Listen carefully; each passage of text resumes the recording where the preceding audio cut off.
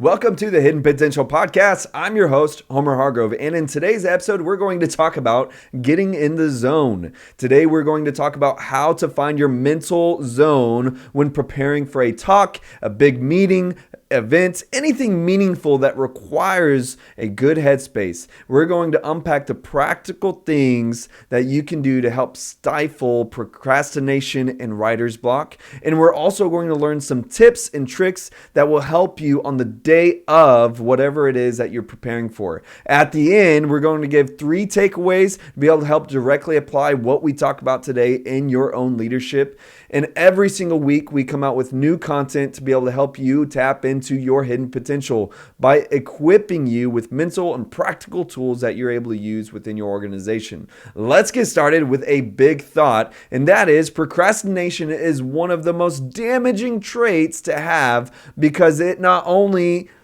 stains your presentation, but it builds up so much anxiety for the moment that you were supposed to actually be excited about. Instead of being able to appreciate this privilege of having this responsibility, you instead feel like this imposter who isn't really ready for the task. See, people don't typically put off preparation because they don't care about it. It's actually the fact that they care so much about it that they feel like they need to prepare for what they feel overwhelmed and stuck to the point where they feel like they aren't ready enough in the single moments of preparing for something so significant, something so meaningful. So they end up putting it off for the next day.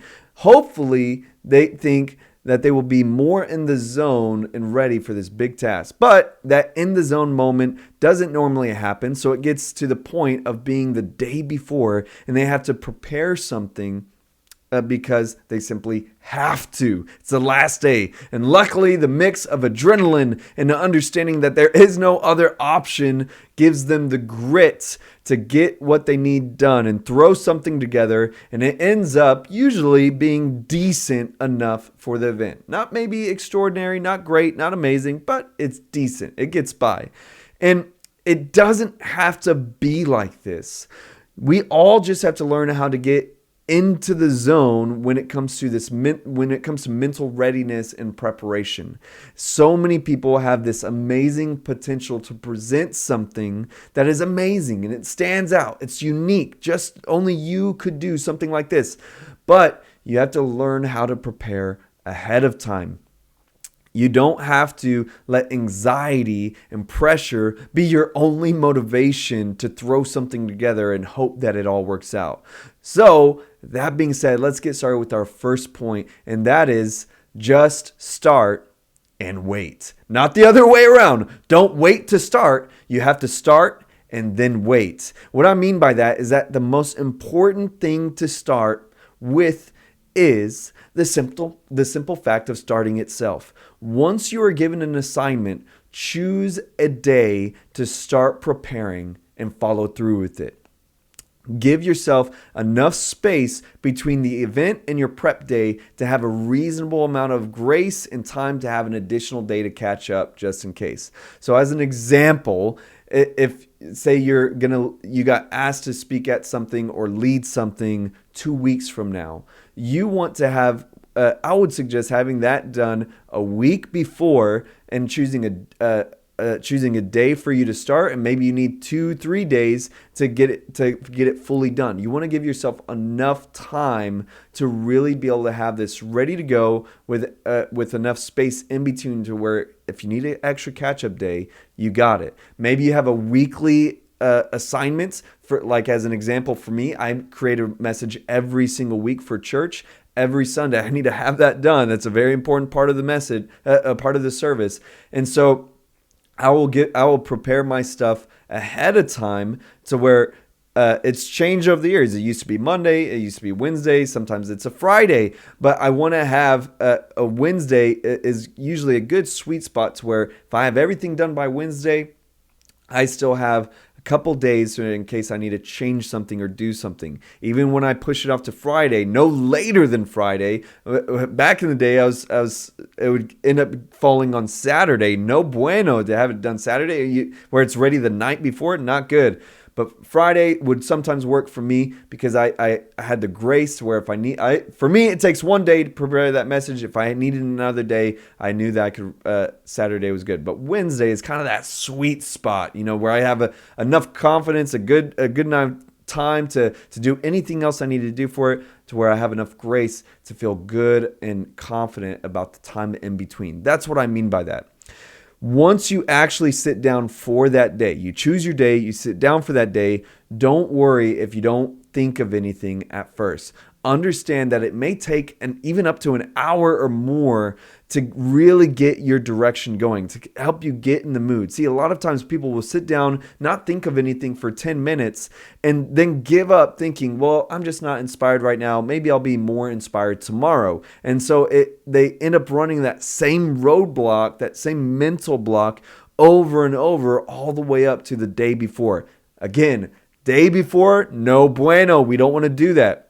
And so just sit there and know that it may take a while for you to get inspired or creative, but you have to be determined to sit there until it happens. And I can almost assure you, I can guarantee you that after some time, it'll come to you. You have to give yourself more than 10 minutes, more than 30 minutes. Give yourself, if it takes an hour, it takes an hour. If it takes longer, just you set that day to do what you got to do. During that time, don't distract yourself by scrolling or doing anything not related to what you need to do. You want to stay focused. You need to stay focused. So it may help you to start chipping away at things that may not require as much creativity or inspiration. Just try to chip away at this content that you have to create. For example, maybe you don't know exactly what you need to, exactly what you want to say or what you want to build, but try build, and if you don't have all the content, try building the outline for that content. And then you can start filling in what you do know. For example, you have no idea what to talk about or how to get started. List out your title, literally the word title, the word introduction, and just lay it down on your sheet of paper or lay it down on your document. And with title, introduction, point 1, point 2, point 3, closing summary, call to action. And you can now visualize what you got to fill in. And see, maybe you know what the call to action is. Maybe you know what you want them to do at the end, and you can fill that part in. Hey, you just got 20% of it done by filling in that one part. Or maybe you know what you want one point to be about. You know that you just want to say something specific within the message, and you don't know maybe what the other part is, but you know that you want to say this one point. You can fill that in. Now, you just got another percentage done, and you can start building that out. And maybe you know the title, but you can use that to start building your introduction. And you see how after a minute things start to flow, and it starts to all the creative processes start to work together. It helps to break up your assignment into parts like this because it helps you to funnel your attention and your focus onto one part at a time rather than feeling overwhelmed and all over the place by trying to eat it all at once. What's that classic saying that the only way to eat an elephant is one bite at a time? So it is with building this kind of content. Today's episode is brought to you by Gravetop Designs online store. Visit gravetopdesigns.com/shop to find custom-made Christian clothing that's edgy and actually looks good. I crafted all of the designs myself, so I'd love to hear your feedback and tell me what you think. Share your next purchase on Instagram and tag Gravetop Designs for a chance to get 10% off your next order. Shop today, help support this channel. Again, that's gravetopdesigns.com/shop. Now let's go into number 2, and that is catch the vibe. You want to catch the vibe. You want to get in the mood. And we as people are sensual beings, and nearly everything affects our mood and our train of thought and even our creativity. When you become conscious of that, you realize that you're able to somewhat build your capacity to hold inspiration while at the same time minimizing your distractions. You can use things like music, lighting, beverages, snacks, exercise, pacing, standing, silence, sitting, and other creative building methods to help get you in the mood, to get you in the zone of creating content. I'll give some personal examples for me. Right now, I usually like to have a cup of coffee. That's always something I have nearby. And I've gotten specific to where I have to have black coffee. If I have any type of creamer in my coffee when I'm creating content, it distracts me, and it changes the taste in my mouth to where I feel distracted by this like milky feeling in my mouth. It's like that specific. Right now, I like using having like kind of a hip hop instrumental beat in the background, but that even changes from time to time. Sometimes I like a worship instrumental background. Sometimes I'll even find like a retro Nintendo personally like specifically created beat that I like to just be in the background. It's like I can go through these seasons where I need a vibe check. Some other things for me.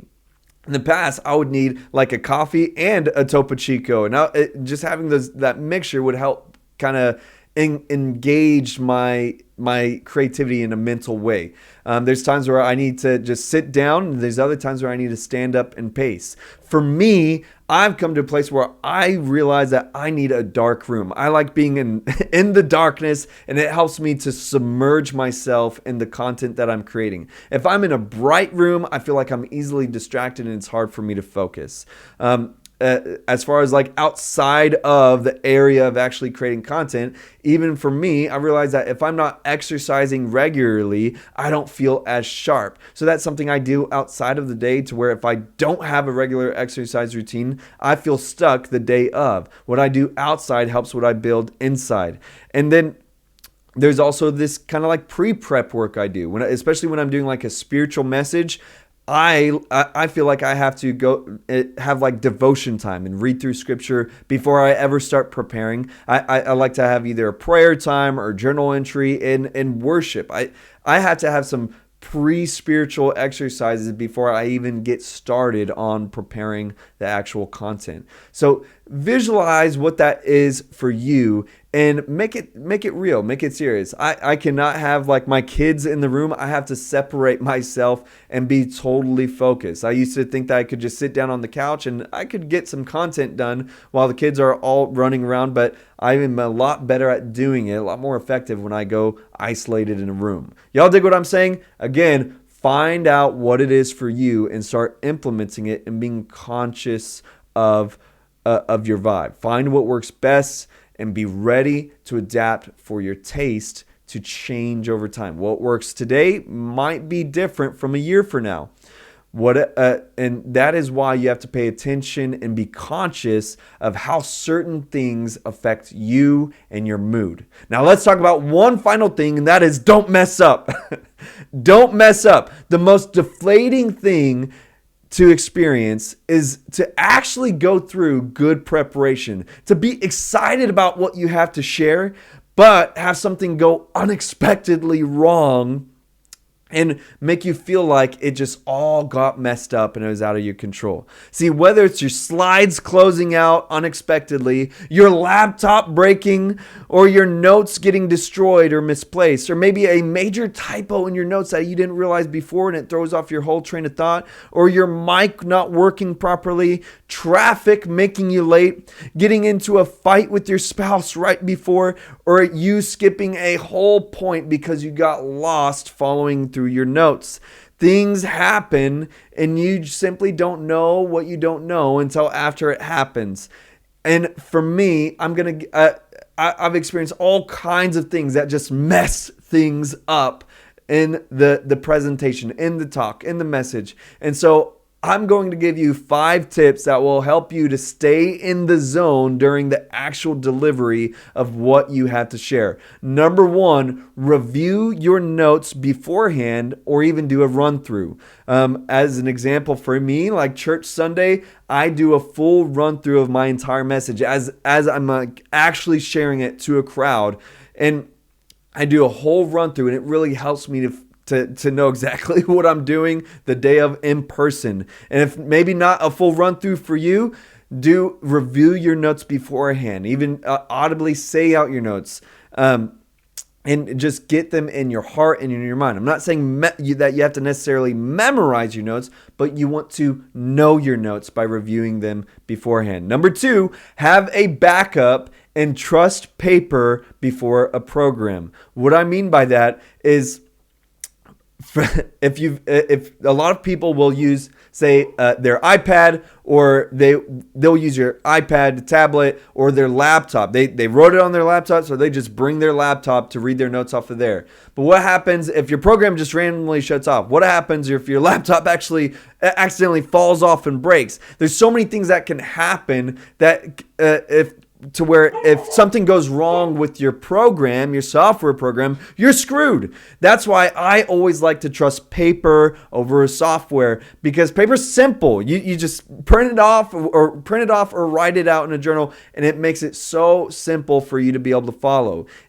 I used to do I'd write everything in a journal, and I'll just open my journal, super simple, and I started writing out, making simple critiques that helped me to follow through my notes. To where I would use like a star, an asterisk. I would make different annotations in my notes that only I would recognize, and that would help me to make certain emphasis or what have you. But now I'll make it on the computer. It's gotten a lot more complex. My notes are usually like, say, 4 or 5 pages long.